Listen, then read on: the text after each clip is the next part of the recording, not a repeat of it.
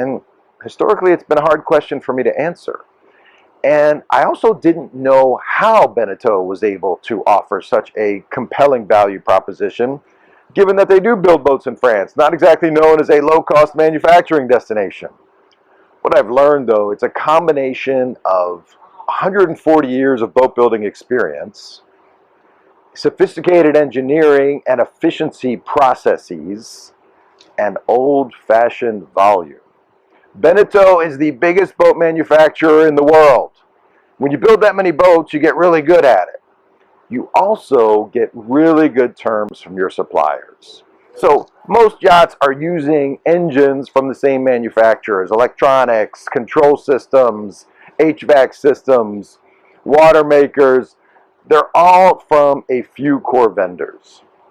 And when you're the largest boat manufacturer in the world, you get a really good deal on those components. Also, for Beneteau owners, most components that Beneteau installs, the medic, diesel engines, etc., Beneteau owners get a longer factory warranty than anybody else because Beneteau is able to get those superior terms from their vendors and component suppliers.